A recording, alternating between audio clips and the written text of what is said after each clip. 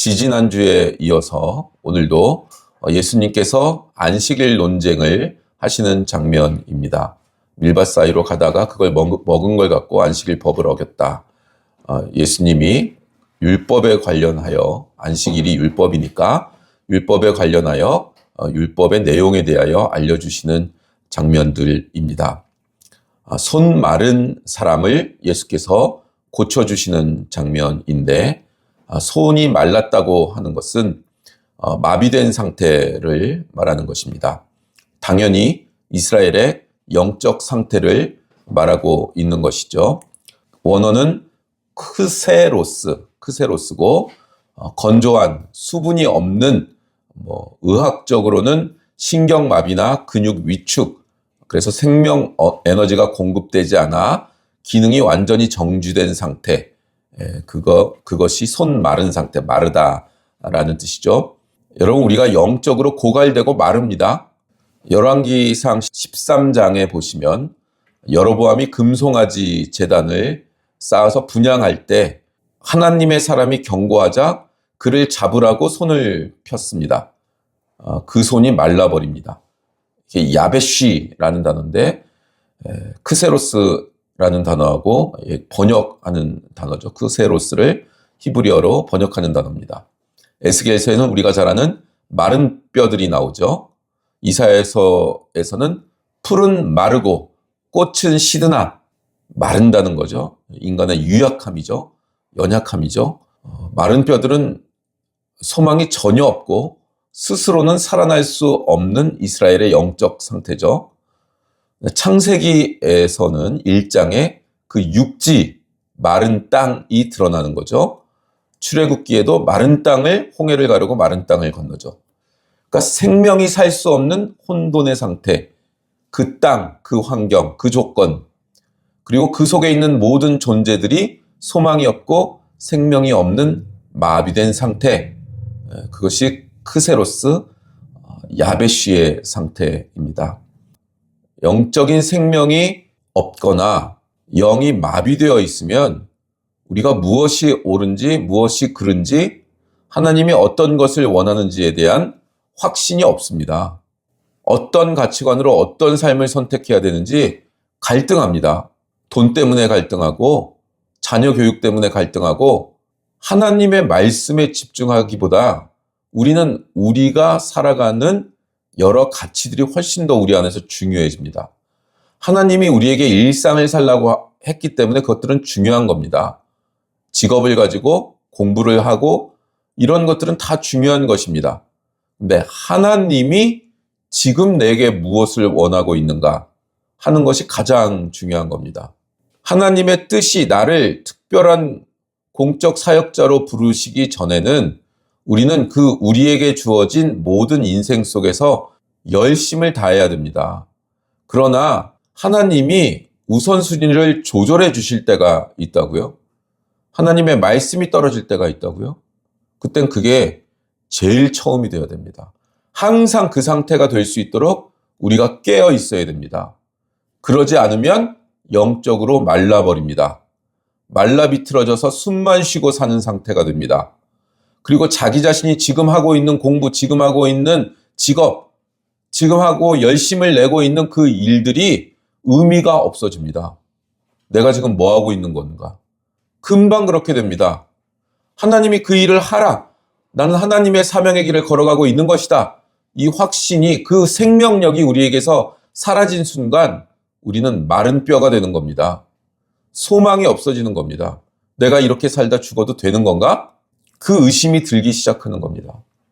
그러니 예수 그리스도와 연합하고 하나님의 말씀이 내 인생의 제일 첫 번째가 되는 것, 그걸 놓치는 순간 우리는 그냥 마른 뼈들이 되는 겁니다. 손 마른 자들이 되는 겁니다. 우리의 영적인 몸들이 고장나기 시작하는 겁니다. 그걸 항상 염두에 두고 일상생활을 하셔야 됩니다. 지금 예수님을 반대하는 자들, 이미 죽은 마른 뼈 같은 사람들이죠. 종교 행위를 하고 있으나 생명은 하나도 없는 자들이 안식일을 지키는데 지금 손 마른 것, 손이 마비되어 있는 이 사람을 고치는 것은 법에 저촉된다고 하고 있는 겁니다. 그래서 송사를 벌일 생각, 그걸 하고 있는 겁니다. 영적으로 죽은 자들은 이렇게 시시비비를 가리는데 율법을 쓰는 거죠. 송사, 재판을 건단 말입니다. 죄가 있다고 하는 겁니다.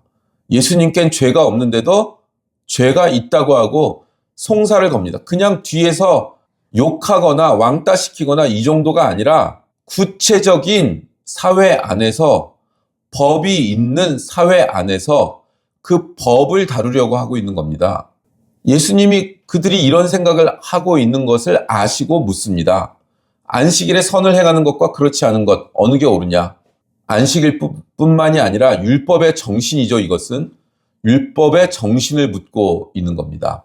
지지난주에 살펴본 것과 같이 율법은 뭐뭐 하지 말라, 뭐뭐 하지 말라, 그것은 죄다, 이런 소극적이고 부정적인 표현으로 되어 있지만 그 안의 내용은 굉장히 적극적으로 하나님을 사랑하고 이웃을 사랑하라 하는 뜻을 가지고 있다고 확인했습니다.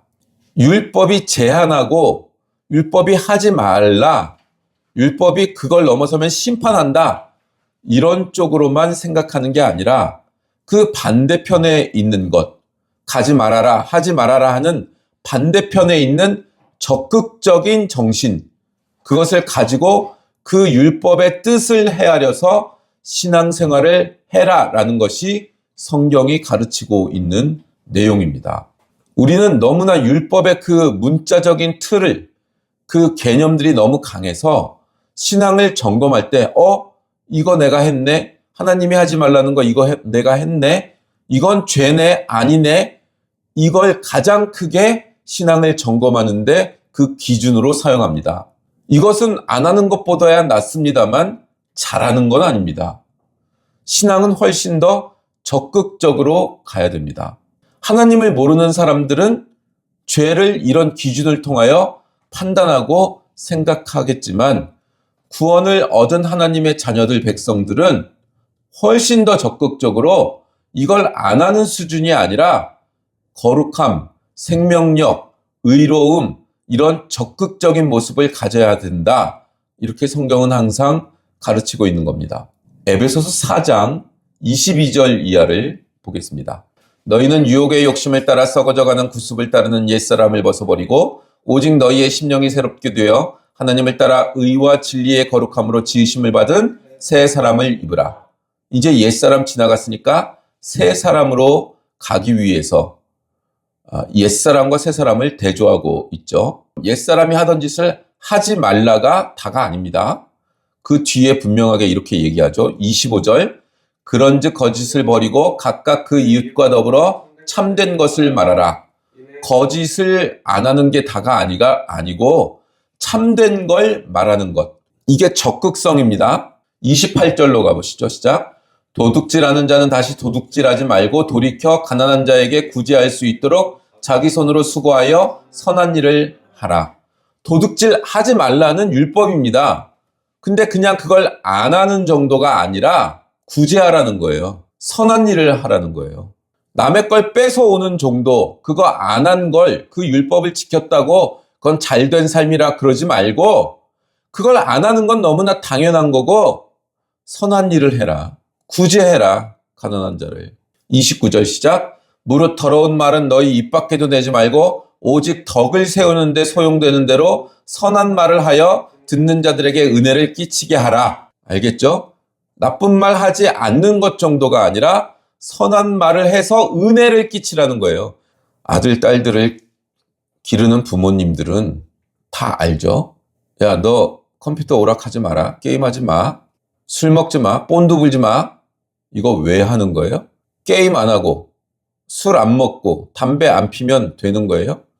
그런 것들로 공부할 시간, 네 인생을 탐구할 시간, 뭘 해야 될지를 정리하는 시간, 자기 자신이 어디서 와서 어디로 가는지, 하나님의 뜻은 무엇인지 발견하는 시간, 그걸 행하라는 거죠.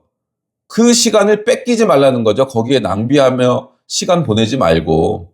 밤을 새워 공부를 하려고 책상에 앉았는데 책상이 너무 더러우니까 책상을 열심히 청소하고 방 청소를 하고, 그래서 이제 앉아 보니까 저녁 11시가 돼서 이제 출출해서 라면 하나 끓여 먹고, 라면 먹고 11시가 넘었으니까 졸려서 그래도 안 자려고 노력은 해야 되니까 책상에 앉아 있었어.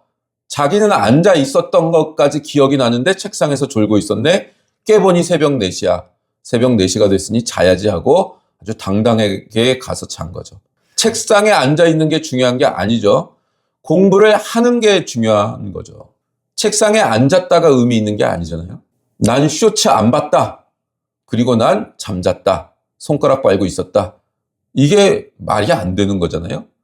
쇼츠 안 보고 연애 안 하고 술 안 먹고 나는 올바른 길을 하나님께 묻고 그 길을 갔다. 그게 있어야 되는 거 아니겠어요? 그러니까 율법이 부정적으로 또는 수동적으로 하지 말라로 표현되어 있다고 해서 안 하는 것이 삶을 사는 방법이 아니라고요. 적극적으로 의미 있는 하나님의 그 길을 걸어가자. 옛사람을 벗어버리고 새 사람의 감각이 무엇인지 그걸 알아. 옛사람을 자꾸 깨고 새 사람에게 부여된 그 새 사람의 방식으로 살라는 거죠. 한 장 넘겨 5장 4절로 가보면 누추함과 어리석은 말이나 희롱의 말이 마땅치 아니하니 돌이켜 감사하는 말을 하라. 덕스럽고 거룩하고 의롭고 선하고 진리와 생명이 있는 자리에 가라는 거예요. 그래서 열심 있는 사람이 되어 결실하라는 거예요. 그게 율법의 정신이라고. 열매 맺고 결실을 하라고. 뭘 안 하려고 하지 말고 새 사람으로서의 것을 행하라고. 율법에 저촉됐다 거기에 멈추지 말고 전신전력을 다하여 경주에 나가라고. 지금 우리가 이제 이걸 행할 때가 돼가는 거죠. 뭘 하지 않아야 되는구나. 어떻게 해야 되는구나까지 아는 거죠. 이제 전심전력을 다하여 그것을 행하는 단계. 그게 지금 우리에게 부여된 거라고요. 우리에게. 하나님은 우리가 이 길을 가도록 자꾸 옛사람의 생각과 옛 상처와 쓴 뿌리와 자기의 과오와 오늘도 실패하는 자기 자신, 거기에 집중하는 그것을 깨트려 버리고 넌 새 사람이고 내가 새롭게 살 힘과 능력과 믿음을 줬다 너한테. 그 방식으로 살아라. 옛날에 못 이룬 거 이루려고 하지 말고 내가 너에게 주는 생명으로 내가 너에게 명령하는 것을 행하라. 우선순위를 새 사람으로서 우선순위를 가져라. 이걸 깨우치기 위하여 하나님은 간섭하십니다. 그 간섭의 내용이 뭐예요? 어떤 형식으로 이 간섭이 이루어져요? 우리의 인생에? 환난과 고통입니다. 매질하는 거예요. 간섭하신다고요. 많은 성도들은 신앙을 가졌으니 환난과 고통을 면하게 해달라고 그래요. 그러면 안 되고 환난과 고통과 서러움과 섭섭마귀가 올 때 내가 이걸 통하여 무엇을 깨달아 알고 어떤 방식으로 사는 사람, 내 자신이 어떤 습관과 어떤 루틴으로 살아가야 됩니까? 이걸 정리해내야 돼요. 근육까지 정리해내야 돼요. 생각이 바뀌고 태도가 바뀌는 것뿐만이 아니라 일의 우선순위와 삶의 루틴 자체가 바뀌어야 돼요. 거기까지 해야 그 환난이 지나갈 겁니다. 이게 영적 포인트예요. 처음엔 서럽고 외롭고 고독하고 혼자인 것 같고 억울하고 제일 많은 게 억울하고 섭섭한 정도에서 지나가면 이제 억울하잖아요. 그게 올 겁니다. 감정적으로. 안 올 수가 없어요. 우리는 감정을 가진 존재이기 때문에. 근데 빨리 처리하란 말이에요. 그거를. 지혜로운 자는 그게 안 올 수 없다. 그러니 이걸 처리해내는 프로세스를 빨리 갖는 거예요. 웬만한 일이 닥치고 억울함까지 빨리 겪어. 그냥 감정적인 거예요. 그건 다. 그리고 원리대로 자기 자신을 맞추는 거예요. 왜냐하면 거기에 사로잡혀 있어봤자 거기에 보내는 시간이 그냥 내 인생에 아까운 시간일 뿐이에요. 빨리 처리해버려야 돼. 그거는 그 감정이나 그런 것들은 하나님 앞에 와서 울고불고 억울하다 하고 빨리 정리해버리라고. 그걸 잘라버리라고. 내 안에 쓴뿌리나 나를 묶는, 내가 앞으로 나가지 못하게 하는 족쇄처럼 나를 묶는 게 된다면 오히려 마이너스니까. 억울한 것도 억울한데 거기에 내 시간까지 뺏기고 에너지까지 뺏기고 그 억울한 일 해결하려고 모든 시간을 쓰고 자원을 쓰고 낭비라고요. 낭비. 그냥 빨리 프로세스로 처리해버려야 돼요. 나중엔 반나절이면 되고 나중엔 한두 시간이면 됩니다. 그게 아무리 어려워도. 처리해버리는 거예요, 그냥. 그게 지혜입니다. 때가 악하니 세월을 아끼라. 세월을 아껴야 되잖아요. 이 프로세스를 빨리 세팅해야 된다고요, 우리가. 그리고 냉철하게 그 억울한 일들을 바라보는 거예요, 그냥. 하나님께 올리고 그냥 컨트롤, 매니지먼트, 경영하는 거예요. 그 억울한 일을. 그래서 저는 NF였고 감정적인 사람이었지만 나중에는 T가 한두 개 더 많았어요. 거의 F와 T가 한두 개 차이, 거의 균형을 잃었다고. 이걸 빨리 해내야 됩니다. F가 많은 사람들은 T를 많이 늘려야 돼요. T가 너무 많은 사람은 공감하기, 뭐 이런 것 쪽을 많이 늘려야 되고, 성경이 가르친 대로 살기 위해서는 결국엔 그 균형점을 찾아 나간다고요. 이 환난을 통하여 하나님은 분명히 우리를 인도하는 프로세스를 가지고 계세요. 어떻게 확인해요? 로마서 5장 1절에서 4절입니다. 우리가 인생을 크리스찬이면 어떤 프로세스로 살아가게 되는지를 확인하십시오. 자, 로마서 5장 1절에서 4절 다 함께 봉독하시겠습니다. 시작. 그러므로 우리가 믿음으로 의롭다 하심을 받았으니 우리 주 예수 그리스도로 말미암아 하나님과 화평을 누리자. 또한 그로 말미암아 우리가 믿음으로 서 있는 이 은혜에 들어감을 얻었으며 하나님의 영광을 바라고 즐거워하느니라. 다만 이뿐 아니라 우리가 환난 중에도 즐거워하나니 이는 환난은 인내를, 인내는 연단을, 연단은 소망을 이루는 줄 알미로라. 봤죠? 우리가 구원을 얻습니다. 그래서 하나님으로 인하여 기뻐합니다. 찬양합니다. 하나님과 함께하는 인생이 너무나 행복합니다. 하나님께 목숨을 바치겠습니다. 했습니다. 예수님과 연합하기 위하여 자신의 시간과 집중력을 다하여 예배를 드립니다. 하나님의 영광을 바라고 즐거워합니다. 내 뜻 이루는 게 아니라 하나님의 뜻을 이루기 위하여 나의 모든 삶과 자원과 시간을 쓰는 게 기쁩니다. 거기까지 갔어. 그러면 좋은 거 아니에요? 근데 3절에 다만 이뿐 아니라가 나온다고요. 그리고 환난이 거론된다고요. 환난이 즐겁대요. 환난 중에도 즐거워하나니. 이 프로세스를 빨리 깨달으란 말이에요. 성화의 삶을 살도록 되어 있는 하나님의 자녀들은 반드시 이 순서를 가지고 이 프로세스대로 살게 되어 있다고요. 환난이 면제되지 않습니다. 환난 중에도 즐거워하는 자가 되는 그 수준, 그 믿음의 수준을 빨리 얻어야 돼요. 빨리 훈련해야 돼요. 그 태도를 빨리 가져야 돼요. 환난 중에도 즐거워하나니. 왜 즐거워해요? 이는 환난은 인내를, 인내해야 돼요. 인내는 연단을, 인내하고 견딘다고 그냥 안 지나가져요. 그게 더 심해져요. 인내하는데 더 센 게 오고 더 센 게 오고 더 센 게 와서 미치고 팔짝 뛰고 죽게 생겼고 정신병자 되게 생겼고 거기까지 밀어붙인다고요. 연단이에요, 연단. 금처럼 나올 때까지 나 자신의 비전, 나 자신의 뜻, 내 억울한 것들, 내가 이루고자 하는 것들 다 무너지고 녹아져서 없어질 때까지 거기까지 몰아붙인다고요. 거기 가서 다 녹아서 없어지고 그 다음에 소망을 이루는 줄 알미로라.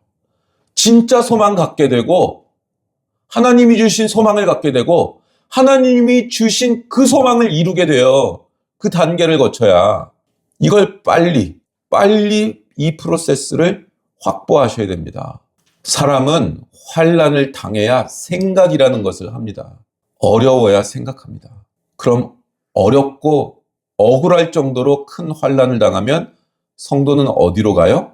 예수님의 필요성, 예수님이 얼마나 소중한 존재인지를 그때 가서 알게 됩니다. 그래서 교회 안에는 환난을 당한 고통스럽게 인생을 사시는 분들이 그토록 많은 겁니다. 멀쩡히 잘 나가고 잘 사는, 사회적으로도 명망이 높고 부도 있고 권력도 있는 사람들이 교회에 와서 오히려 망하는 경우도 많습니다. 예수님 믿어 망하는 경우가 많다고요. 교회 안에서 영적으로 성장하고 훈련되고 진짜 소망, 우리가 죽었을 때 하나님 앞에 가서 떳떳하게 하나님 앞에 설 수 있는 그 소망을 이루기 위하여 진짜를 가르치기 위해서 이 과정을 겪습니다. 실력이 충분히 있는데도 대학에 떨어지고 능력이 충분히 있는데도 사업에 망하고 그 일이 비일비재하게 일어난다고요. 하나님 말로 하시죠. 다 알아듣습니다. 아니요, 못 알아듣습니다. 지금 이 논리와 문장을 이해하는 거지. 이게 삶으로 왔을 때 이게 어떤 크기로 어떤 압박감으로 나를 누르는지 그걸 내가 소화해내기 위하여 어떤 믿음을 가지게 되고 내 안에서 놔버려야 되는 것들이 있는지 내가 그냥 놓게 돼요. 왜냐하면 붙들고 있어봐야 아무것도 안 되거든. 근데 얘기를 아무리 해줘도 안 놓습니다. 사람들은. 놔버릴 수밖에 없는 탈진 상태에 가야 놉니다. 그리고 나서 이걸 놔도 아무 일도 안 생기네. 이걸 놔도 그냥 살아갈 수 있네.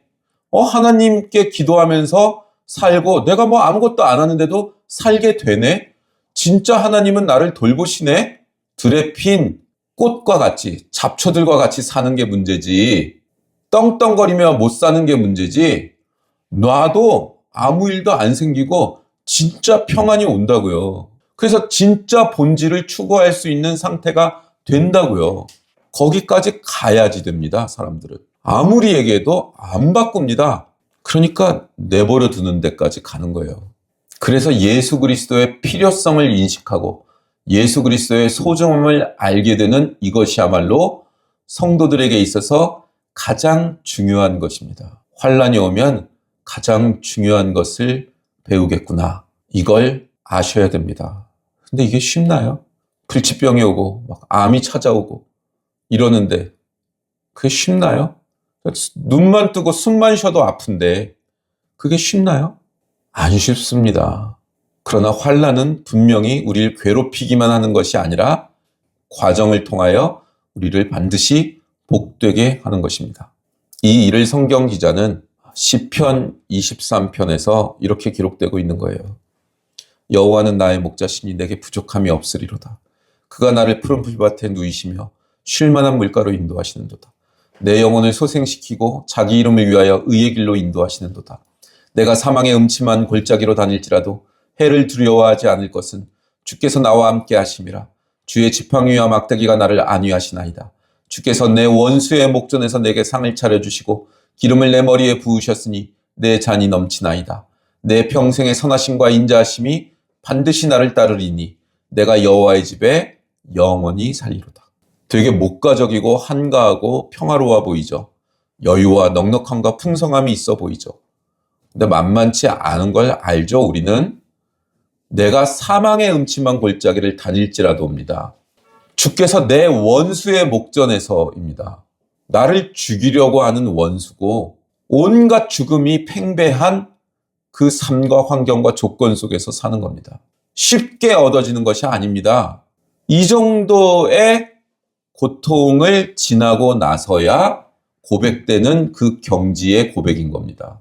김정우 박사님 주석책에 보면 이 해를 두려워하지 않는다는 게 어떤 신학자를 인용하고 있는데 이 해를 두려워하지 않는다는 것은 어린애 같은 확신이 깔려 있는 것이지만 이것은 어린애의 무관심 때문이 아니라 이것은 쓴 경험과 투쟁을 상당히 경험하면서 얻은 마음의 무르익은 열매라. 쓴 경험 후에 얻은 마음의 무르익은 열매. 인생에서 가장 중요한 것입니다. 다윗이 절대적인 왕이 됐다고 해서 그에게 그의 인생이 순탄했다고 우리는 생각하지 않죠.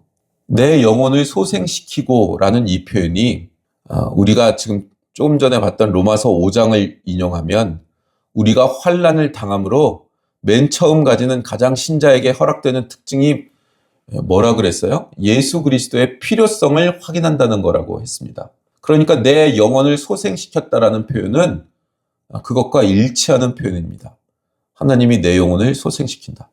여러분 환난을 당하면 당장에는 당혹하고 그 다음에 억울하고 그 다음에 원망하고 그러다 분노하다 힘이 떨어져 기진맥진에 완전히 힘을 잃어버리고 받아들이고 수긍하고 거기서 소망을 얻는 단계로 이렇게 바뀌는 겁니다. 우리의 심령의 상태가. 이 과정을 지금 다윗이 겪은 겁니다. 이건 영적인 기준을 통과하는 내용이란 말이에요. 그냥 다윗이 왕되기 위해 고통을 겪었다 이게 아니라 다윗이 하나님이 자신을 이 고통 중에, 사망의 음침한 골짜기 중에 나를 소성시키셨다. 내 영혼을 소성시키셨다. 회복시키셨다. 하는 영적인 깨우침의 단계로 넘어가 있는 고백이란 말이에요. 다윗은 8명 중에 막내였죠. 양치는 겁니다. 이 양치는 게 뭐 목가적이고 낭만적인 게 아니라 그냥 가장 험한 일이고 가장 밑바닥 일이고 하는 겁니다. 그거 시켰죠. 형들은 다 전쟁 나가 있었고, 그래서 도시락 갖다 주러 갔는데 골리앗이 하나님을 비방하고 낮추고 있었죠. 욕하고 있었죠. 그랬더니 그걸 못 견디고 내가 나가 싸우겠노라. 그래서 싸웠죠. 이겼죠. 사울은 천천히요, 다윗은 만만이라. 그랬더니 질투를 하기 시작해서 그때부터 사망의 음침한 골짜기를 걸어 다니죠.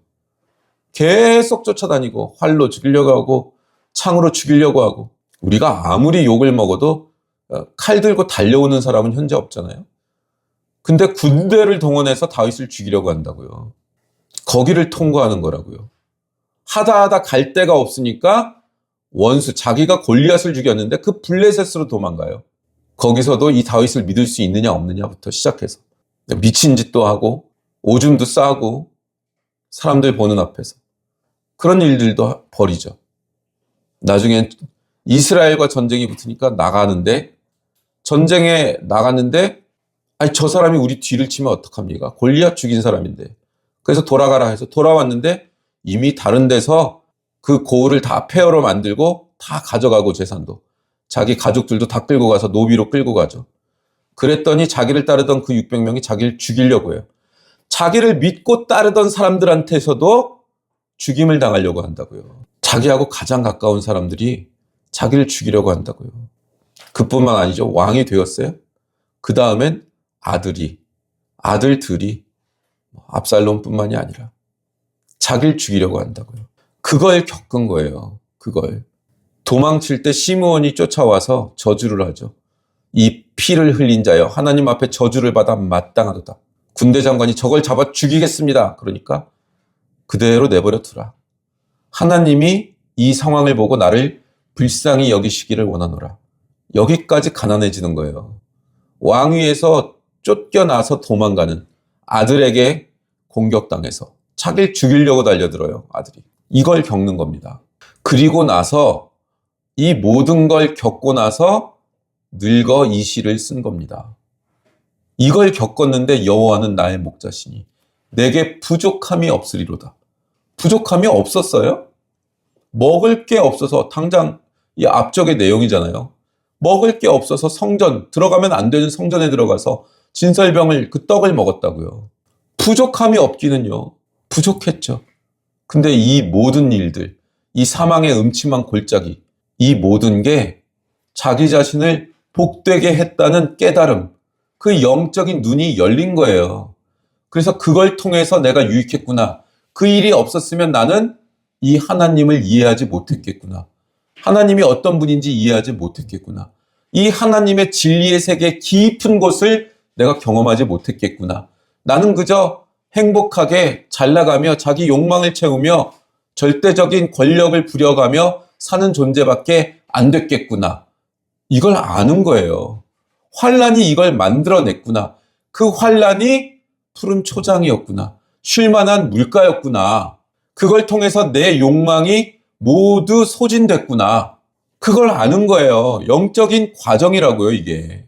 그걸 인정하는 거예요. 내게 있는 이 억울함과 분노, 이 쓴뿌리들, 이게 나를 만드는 거구나. 나를 이 환란에서 나를 영적인 눈이 띄어지는 존재로 만드시는 하나님의 인도하심. 목자가 나를 버리신 게 아니라 이 환란으로 인도해서 사망의 음침한 골짜기를 통과하며 나를 만들고 계신 거구나. 이걸 인정하는 거라고요, 다윗이. 어떻게 그걸 알아요? 주의 지팡이와 막대기가 나를 안위하시는구나. 이걸 고백했기 때문이에요. 이 지팡이, 막대기, 이건 다윗이 하나님 앞에 성전을 짓겠다고 고백했을 때 하나님이 나타나셔서 너 피 많이 흘려서 너는 성전 못 지어. 그러나 네 자식으로 짓게 할 거야. 그리고 네 나라와 너의 너의 위치, 그 위치를 영원토록 있도록 할 거야. 유지되게 할 거야. 혹 네 자손 중에서 내 말을 듣지 않는 싸가지 없는 반역자들이 나온다 하더라도 사울을 패한 것 같이 패하지는 않을 거야. 네 위를 나는 지켜야 되니까. 그 사울을 패하는 것처럼 패하지 않고 사람 막대기와 인생 채찍으로 징치하여 고칠 거야 라고 한 약속이 있는데 그 약속을 다윗이 기억한 거예요. 주의 막대기와 지팡이가 나를 안위하시나이다. 이렇게 고백을 하는 거라고요. 확신하는 거예요, 다윗은. 나의 평생의 선하심과 인자심이 정녕 나를 잇따르리니 내가 여호와의 집에 영원히 거하리다. 여러분, 우리가 이 여호와의 집에 영원히 거하는 자들입니다. 영원히 거하는 겁니다. 그 집에 하나님과 연합하여 거하기 위하여 이 땅에서 우리의 영적 수준이 높아져야 되는 겁니다. 이 세상의 가치와 하나님의 뜻을 바꾸지 않는 자들, 하나님의 말씀이 떨어지고 하나님의 뜻이라 보여지는 것이 있으면 거기에 충성을 다하는 겁니다. 이전 건 다 버리는 겁니다. 내가 지금 살고 와 있던 이 방식도 다 버리는 겁니다. 우리가 여기서 이제 하나님의 뜻을 이루기 위하여 여기서 예배드리고 있지만 갑자기 내일 하나님이 떠나라 할 수도 있는 겁니다. 이제 와서 적응하기 시작했는데 떠나라니요. 떠나는 겁니다. 그냥 짐 싸가지고. 거기까지 훈련돼야 되는 겁니다. 이해가 돼요? 이해 안 돼요. 이해가 안 된다고. 근데 하나님이 시키신단 말이에요. 그렇게도. 그게 훈련이 됐냔 말이에요. 그게. 그렇게 살 준비가 됐냔 말이에요. 언제든지 떠날 수 있는. 그래서 짐 좀 가볍게 하고 언제든지 짐 싸서 떠날 수 있는 그 각오로 하나님이 너 이제 이 세상에서 삶 다 됐다. 이제 와라. 내가 너 빨리 봐야겠다. 그리고 우리의 생명을 걷어 가시면 하나님 그러십니까? 가겠습니다, 하나님. 그런 태도로 우리가 신앙생활을 하냔 말이에요. 율법을 주신 하나님은 십자가를 우리에게 주셨고 성령님을 우리에게 주셨고 우리의 인생이란 걸 허락하신 분입니다. 이 인생의 주인이십니다. 하나님께서 환난을 통하여 우리에게 깨달아 알게 하시고자 하는 그 내용이 무엇이며 우리는 어떤 생명과 어떤 삶의 태도와 우선순위를 가지고 선택하며 살아가야 될지를 정해야 되는 겁니다. 이것에서 미끄러지지 않기 위하여 우리는 매일매일 나는 날마다 죽노라. 매일매일 죽어야 되는 겁니다. 그렇지 않으면 그냥 밀려 흘러서 어딘가에 이 세상에 어딘가에 가가지고 그냥 부평초처럼 떠가지고 흘러다닌단 말입니다. 뿌리를 내리지 못하고 끊임없이 분주하고 끊임없이 정신이 없고 그렇게 산단 말입니다. 예수 그리스도의 반석 위에 있지 않으면 우린 그렇게 산단 말입니다. 예수 그리스도의 반석 위에 뿌리를 내리고 하나님의 거룩의 성령의 전을 지어나가야 됩니다. 그러기 위해 우리가 무엇에 대해 노력하고 무엇을 놓치지 말고 무엇을 선택해야 되는지 깊이 묵상하시고 예수님과 함께 인생을 살아나가시는 귀한 성도님들 되시기를 주님의 이름으로 축원합니다. 아멘. 아멘.